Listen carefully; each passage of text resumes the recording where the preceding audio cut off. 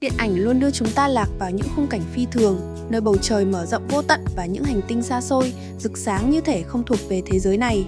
Nhưng bạn không cần bay xuyên vũ trụ để tìm điều kỳ vĩ ấy, bởi ngay trên trái đất này vẫn có những nơi khiến con người đứng sững lại, nín thở như bị kéo vào một giấc mơ mà mắt mình vẫn đang mở. Ở Trung Quốc, Sky Corridor trải dài như một lưỡi ánh sáng mảnh mai treo mình bên thác nước cao nhất thế giới, lung linh hơn khi màn đêm buông xuống, giống như một cánh cổng bước sang tầng trời khác. Không xa đó là cầu Rui, uốn cong mềm mại giữa mây trời, như ai đó đã vẽ một dải lụa huyền ảo rồi treo lơ lửng giữa thung lũng.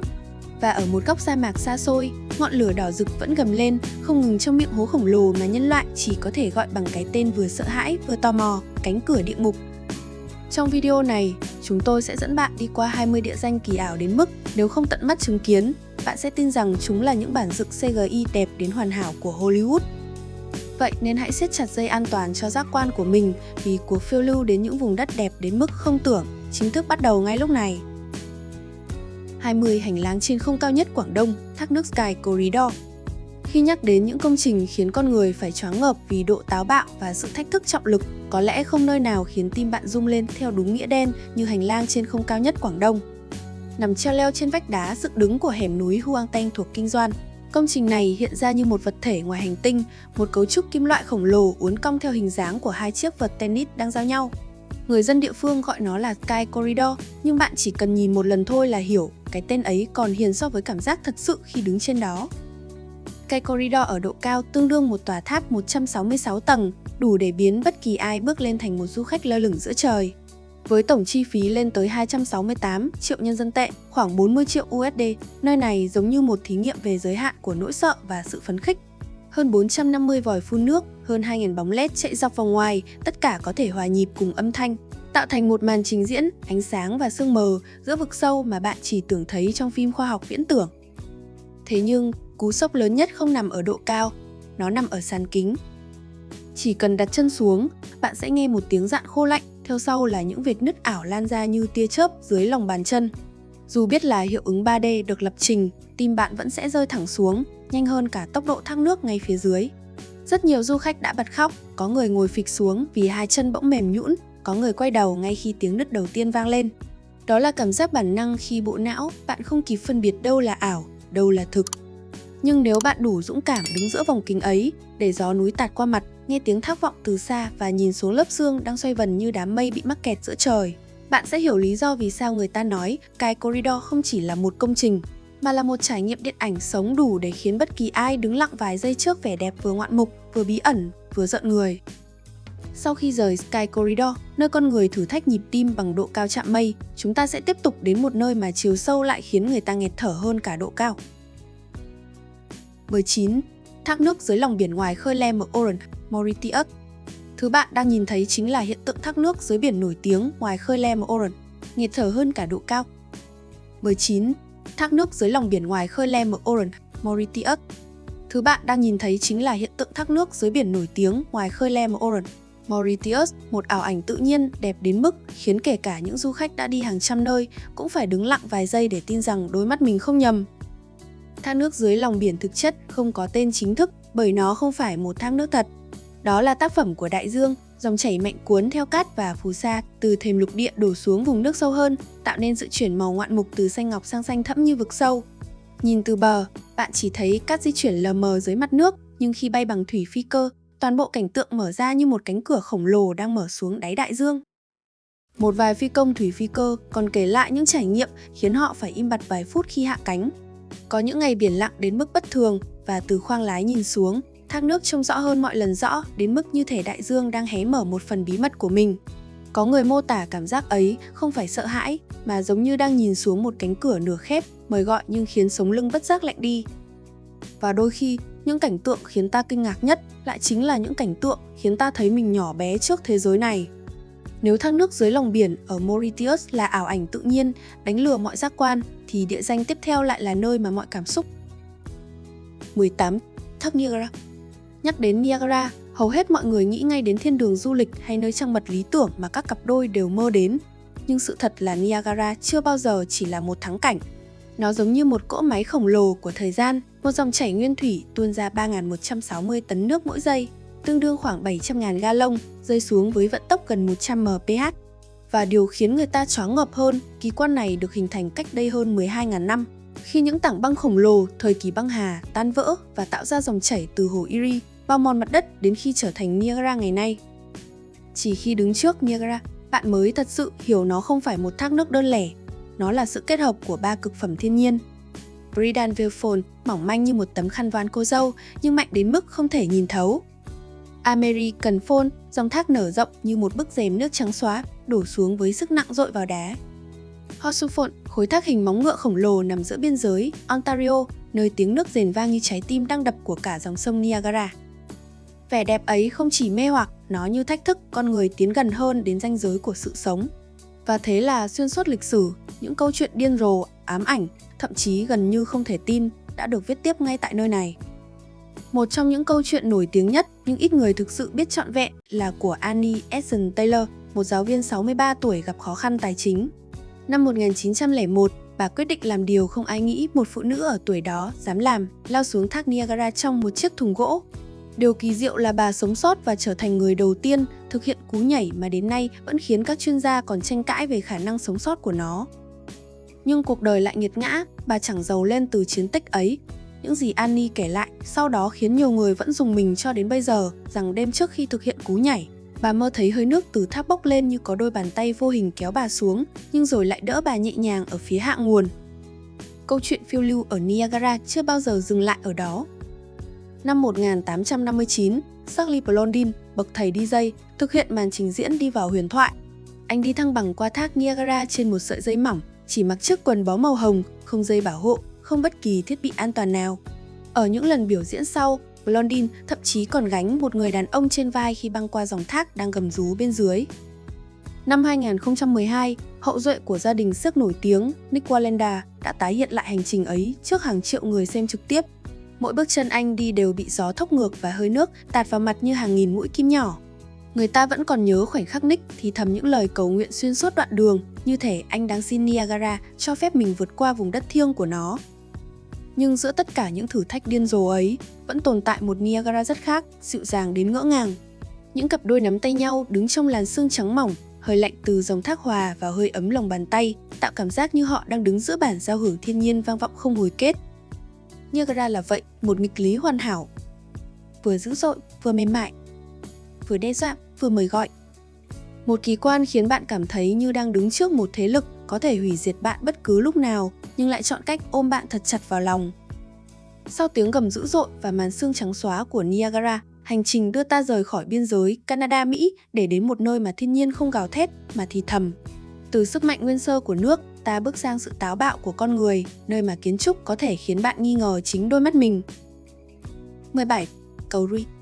Nhìn lần đầu, bạn sẽ tưởng đây là một cảnh CGI hoàn hảo bước ra từ studio Marvel. Nhưng không giữa thung lũng Senxianju của tỉnh Chiết Giang, Trung Quốc, cây cầu ấy thực sự tồn tại, uốn lượn như một dải lụa thần thoại treo giữa trời. Điều khiến du khách giật mình hơn cả, nó được làm gần như hoàn toàn bằng kính. Trong vô số vật liệu có thể chọn để xây một công trình chênh vênh trên không, họ lại chọn thứ khiến tim người ta đập nhanh nhất. Ở độ cao khoảng 140 m, cầu Rie không chỉ nối hai vách núi nó như đang trêu đùa với trọng lực. Ba nhánh cầu vắt qua nhau, cong mềm như một dải duy băng khổng lồ, mô phỏng đúng hình dáng như ý, biểu tượng truyền thống mang ý nghĩa may mắn và bình an. Có lẽ vì thế mà nhiều người tin rằng bước qua Rie chính là bước qua một điềm lành. Nhưng Senxianju không phải một cái tên tùy tiện, nó có nghĩa là thung lũng của các vị tiên. Và đúng như tên gọi, nơi đây quẩn quanh không ít truyền thuyết mơ hồ như lớp sương bao phủ thung lũng mỗi sáng. Dù bạn có tin vào những câu chuyện ấy hay không, cảm giác bước lên một mặt kính trong suốt giữa trời cao nơi mỗi bước chân như đặt lên khoảng không đã đủ khiến bất kỳ ai phải nuốt nước bọt. Nếu bạn không phải em bé to xác thì có thể bình tĩnh hơn. Nhưng phần thưởng dành cho những người can đảm thật xứng đáng, tầm nhìn mở ra 360 độ với những dãy núi trùng điệp như tranh thủy mặc, thung lũng xanh biếc trải dài vô tận và những đám mây lững lờ trôi ngay dưới chân. Cảnh tượng ấy đẹp đến mức khiến mọi thước phim cinematic cũng phải chấp nhận lép vế. Cầu Rie không chỉ là một công trình, nó giống như cuộc đối thoại giữa con người và thiên nhiên, một minh chứng rằng khi con người dám mơ đủ lớn, họ có thể biến cả bầu trời thành một phần trong giấc mơ của mình.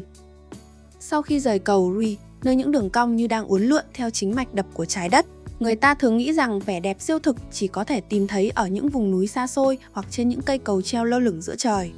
Nhưng rồi bạn hạ cánh xuống Singapore và nhận ra đôi khi thứ đẹp nhất lại nằm ngay giữa một nơi ai cũng coi là bình thường nhất, sân bay. Chỉ có điều Ryo Chanji không bình thường chút nào. Bị kẹt ở sân bay hàng giờ thường là cơn ác mộng, nhưng ở đây, kẹt lại là món quà.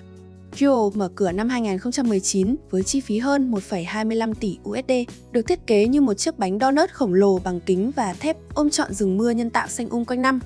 Và chính giữa vòng tròn ấy là thứ khiến cả thế giới choáng ngợp ngay lần đầu nhìn thấy Rain Vortex, thác nước trong nhà cao nhất hành tinh, cao 40 mét.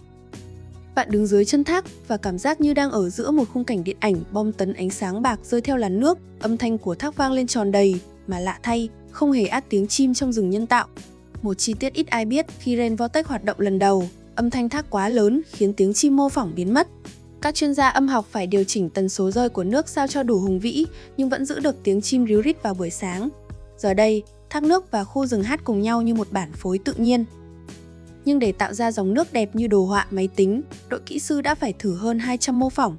Ban đầu, nước rơi lệch hướng vì luồng gió trong nhà, bắn tung tóe như màn mưa bị xé bởi bão. Cả đội phải thiết lập một hệ thống kiểm soát không khí tinh vi chỉ để đảm bảo nước rơi thẳng và mềm như một dải lụa.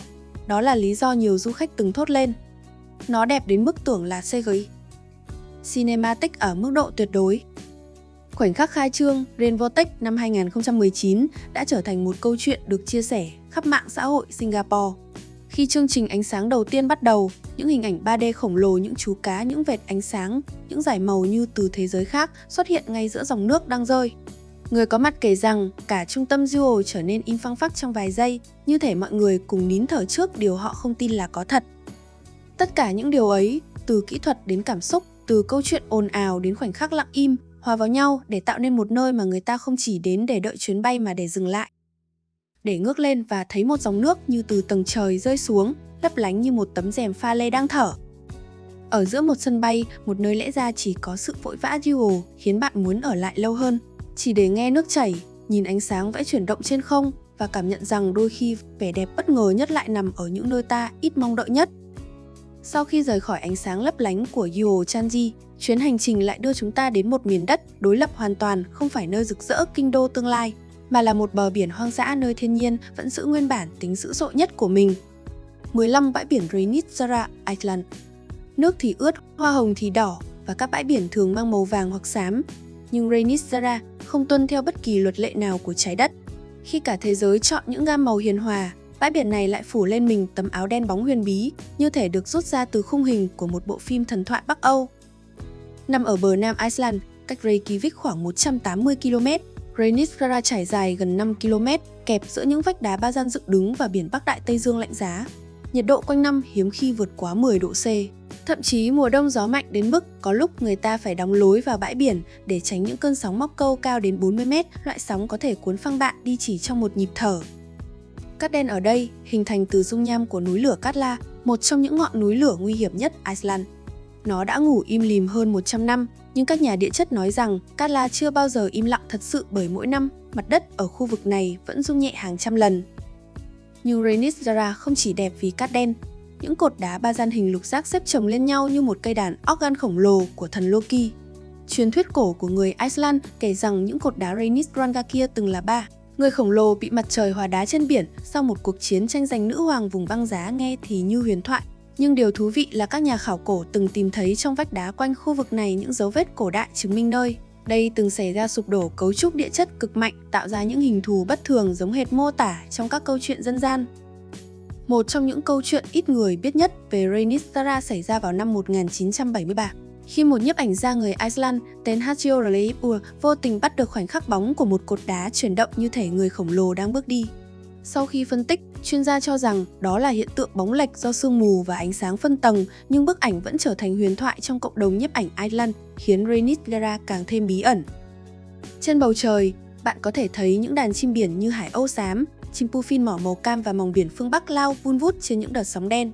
Chúng là cư dân thực sự của Reynisdara, và đôi khi chính những đàn chim dày đặc này đã khiến các đoàn làm phim phải hoãn quay, đặc biệt là khi ekip Game of Thrones đến đây ghi hình cho cảnh ở Eastwatch. Reynisdara là kiểu đẹp khiến người ta vừa muốn tiến gần, vừa muốn lùi lại. Đẹp đến mức choáng ngợp, nhưng cũng dữ dội đến mức chỉ cần một bước sai, bạn có thể bị cuốn vào nơi tối nhất của đại dương Bắc Cực. Rời khỏi bờ biển đen đầy huyền bí của Rhanisfera, chúng ta lại tiếp tục chuyến hành trình và lần này, thế giới dường như đổi màu. Từ sắc đen của dung nham lạnh, cảnh quan mở ra một tấm thảm xanh trải dài đến tận chân trời, như bước từ miền đất của thần thoại Bắc Âu sang một chương hoàn toàn khác của tự nhiên. 14 Munna Kerala. Không phải bãi biển, không phải hẻm núi, cũng chẳng phải thác nước. Đôi khi, vẻ đẹp không nằm trong một điểm cụ thể mà tỏa ra từ cả một thị trấn.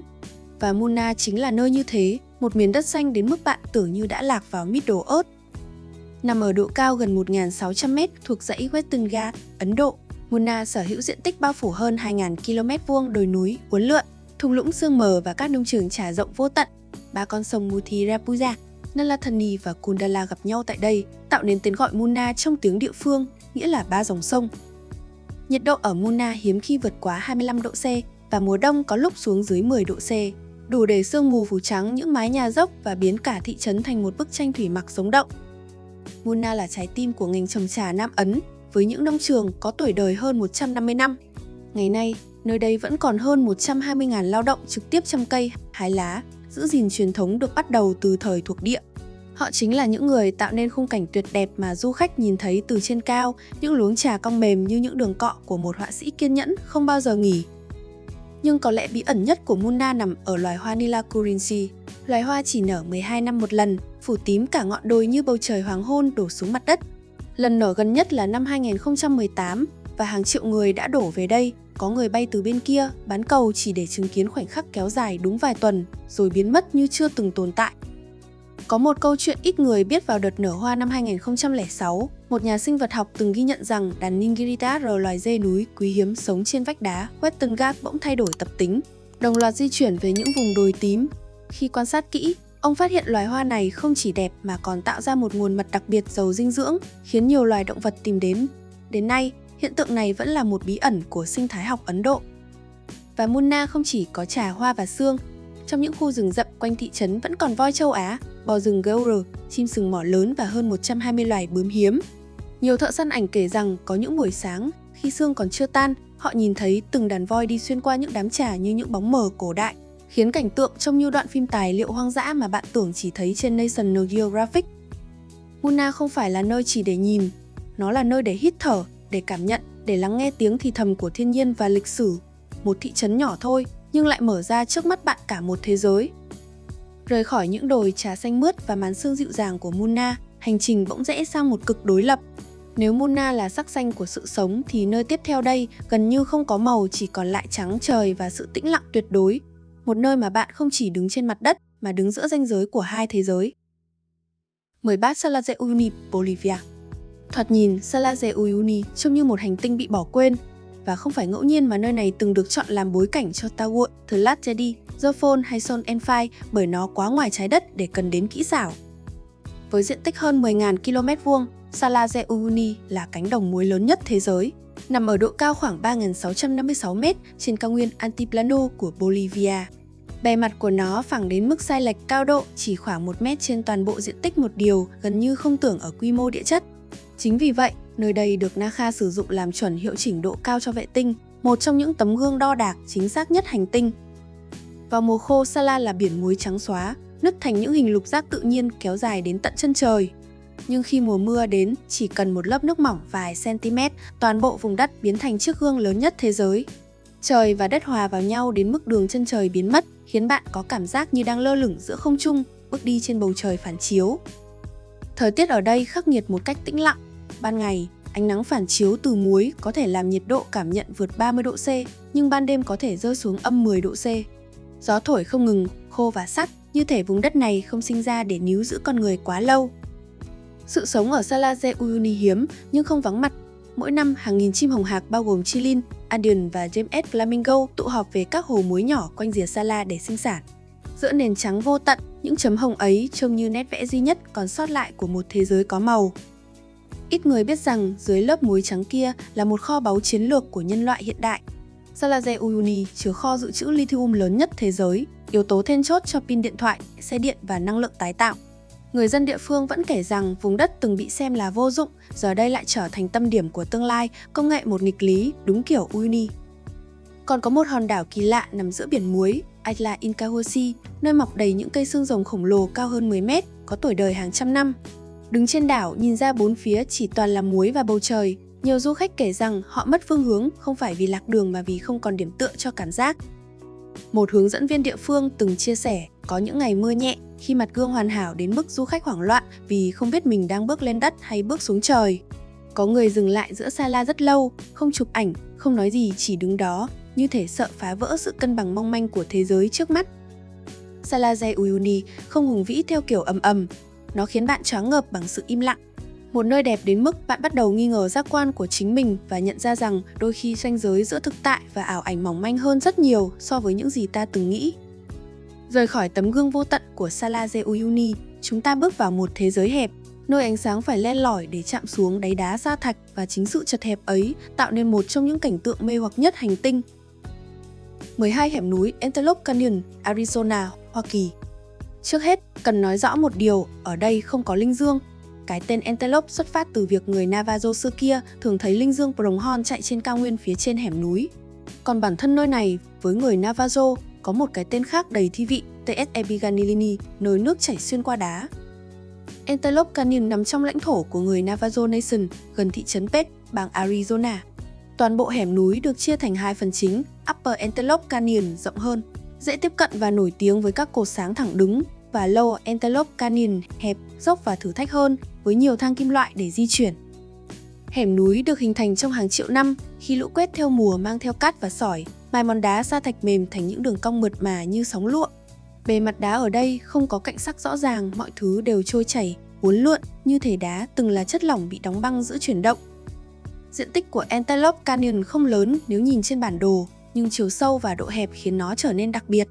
Có những đoạn hẻm chỉ rộng chưa tới 1 mét nhưng cao hơn 30 mét, tạo nên cảm giác như đang bước đi trong lòng một sinh vật khổng lồ. Thời tiết bên ngoài có thể nắng gắt trên 40 độ C, nhưng bên trong canyon luôn mát hơn, ánh sáng dịu đi và không khí tĩnh lặng đến lạ. Sự sống ở đây rất khiêm tốn, vài loài thằn lằn sa mạc, côn trùng nhỏ và những bụi cây bám đá ở miệng hẻm, nhưng thứ sống nhất lại là ánh sáng. Vào khoảng giữa trưa mùa hè, các tia nắng chiếu thẳng xuống khe hẹp, phản xạ qua nhiều lớp đá, tạo nên những dải sáng cam, đỏ, tím, một hiện tượng khiến Antelope Canyon trở thành thiên đường của nhiếp ảnh gia. Ít người biết rằng vẻ đẹp này cũng đi kèm nguy hiểm thật sự. Antelope Canyon là khe núi lũ quét và chỉ cần mưa lớn ở khu vực cách đó hàng chục cây số, nước có thể đổ về trong vài phút. Năm 1997, một trận lũ bất ngờ đã cướp đi sinh mạng của 11 du khách, trở thành ký ức đau buồn với cộng đồng Navajo. Từ đó, việc tham quan chỉ được phép thông qua tour có hướng dẫn viên bản địa, những người đọc được tín hiệu của thời tiết và địa hình tốt hơn bất kỳ bảng cảnh báo nào. Người Navajo tin rằng Antelope Canyon là nơi linh hồn và thiên nhiên trò chuyện. Họ thường yêu cầu du khách giữ im lặng khi đi sâu vào hẻm núi, không phải vì quy định du lịch mà vì tôn trọng một không gian được xem là thiêng. Một số hướng dẫn viên kể rằng vào những ngày ánh sáng đẹp nhất, cả đoàn khách tự nhiên im lặng, như thể ai đó vừa khẽ đặt tay lên vai họ và ra hiệu hãy lắng nghe. Antelope Canyon từng xuất hiện trong các bộ phim như Broken Arrow hay Samsara, nhưng những ai đã tận mắt bước vào đều nói rằng máy quay không thể ghi lại cảm giác khi bạn đứng giữa hai bức tường đá đang thở cùng ánh sáng. Đây không phải nơi khiến bạn choáng ngợp vì sự rộng lớn, nó khiến bạn dừng lại vì cảm giác mình đang ở rất gần, một điều gì đó sâu hơn, cổ xưa hơn và im lặng hơn tất cả. Rời khỏi khe đá nơi ánh sáng thì thầm cùng sa thạch của Antelope Canyon, hành trình tiếp theo đưa chúng ta đến một dòng sông không chỉ phản chiếu ánh sáng mà tự mình phát sáng bằng màu sắc của sự sống. 11. Sông Cano Criste, Colombia. Có những nơi đẹp đến mức bạn phải chấp nhận một hành trình gian nan mới được chạm mắt. Cano Criste là một nơi như vậy. Nằm sâu trong vùng Meta, thuộc dãy Serranía de la Macarena. Con sông này chỉ dài khoảng 100 km, rộng vài chục mét, nhưng lại được mệnh danh là dòng sông đẹp nhất thế giới. Điều khiến Cano Criste trở nên siêu thực là bảng màu không tưởng của nó đỏ, vàng, xanh lá, xanh dương và đen đan xen như ai đó đã trút cả hộp màu xuống lòng sông. Màu sắc ấy không đến từ khoáng chất hay phù sa, mà từ một loài thực vật thủy sinh đặc hữu mang tên Macarenia clavigera. Trong khoảng thời gian rất ngắn mỗi năm, thường từ tháng 7 đến tháng 11, khi mực nước vừa đủ thấp và ánh nắng vừa đủ mạnh, loài cây này chuyển từ xanh sang đỏ rực, biến cả dòng sông thành một dải lụa sống động. Thời tiết nơi đây mang tính quyết định. Mưa quá nhiều, màu sắc sẽ bị che lấp, khô hạn quá lâu, cây sẽ không sống được. Chính sự mong manh ấy khiến Cano Criste chỉ nở rộ trong vài tháng, như một hiện tượng thiên nhiên có lịch hẹn nghiêm ngặt.